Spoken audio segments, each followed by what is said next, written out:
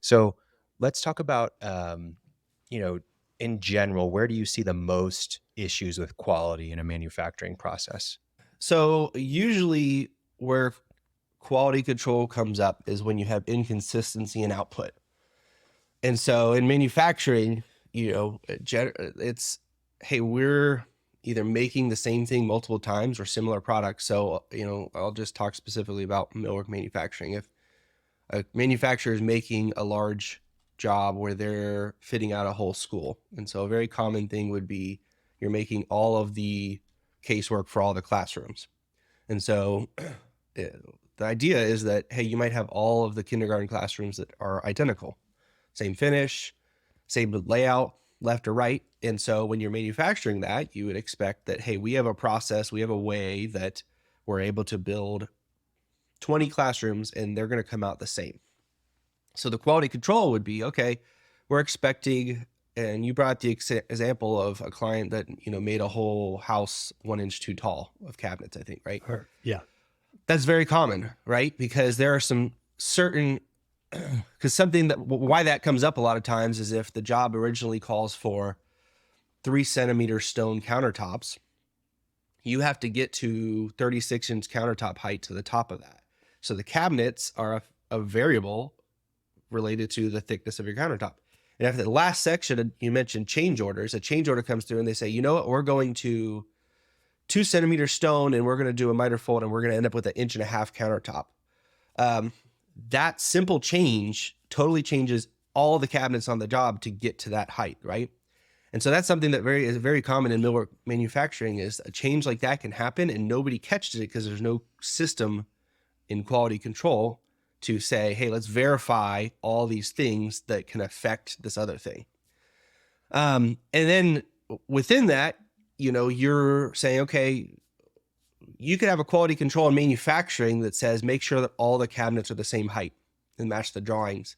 But that could still miss the change upstream of, hey, the countertop selection changed and now all my cabinets should actually be a different height than what I'm even quality controlling to. So, Mm. kind of going back to the beginning of, why does quality control matter? A lot of times it comes up in getting a uniform expected output. And usually when people start hey, we need a process for this is, wow, we shipped this job and 2 classrooms don't even match each other.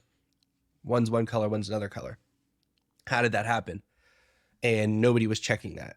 And so you start to work your way from what we would say the loading dock back through your process of where did this get introduced and how do we fix that? And so and what I work with clients a lot on is what is the process you have today? Start just by documenting that process.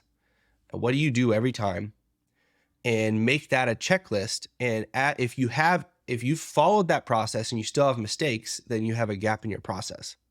But if you have a mistake and you go to your checklist and you've skipped something, that's the first place to see. And so that's really where it starts, is how do we develop a process and consistently confirm that we followed that to verify that we get a uniform output. And all of it really boils down to, yes, you're trying to ensure quality for your client, but that they just expect that. So really you're trying to ensure that you're not expending costs and resources that you don't need to as a business owner to get what your client is paying you for, because they're just going to pay what they agreed to pay. And so, goes back to that non-value added work.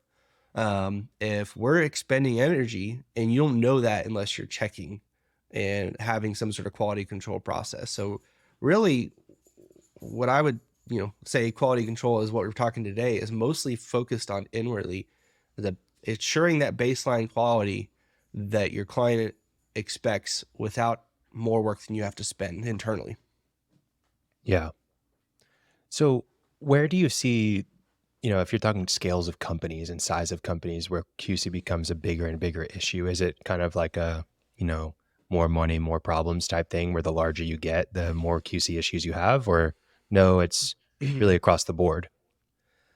There's I would say there's probably a bell curve, Yeah. because if you're a single, person operation, it's up to you. And it's very easy as a single person operation to memorize your processes and you don't even write anything down, right? And it's just, hey, I'm the only one that does this, and I get into a system and I follow it.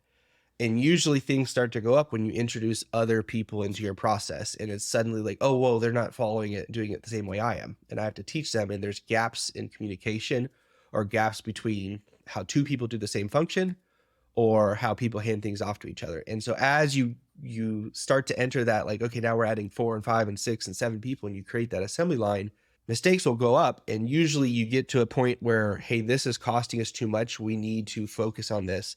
And as operations get larger, they get more refined and more specialized, and then it goes back down. Yeah. So that's what I find is you kind of have this middle ground of businesses that are scaling, and they're scaling either very fast or they've scaled and not introduced processes or quality control or job descriptions or things like this where it says, hey, this is your responsibility to make sure this happens. And you have an owner who is the only person that knows the quality expectation or is thinking about that. And until they start delegating and saying, hey, somebody needs to make this their focus, I think that those mistakes usually go up.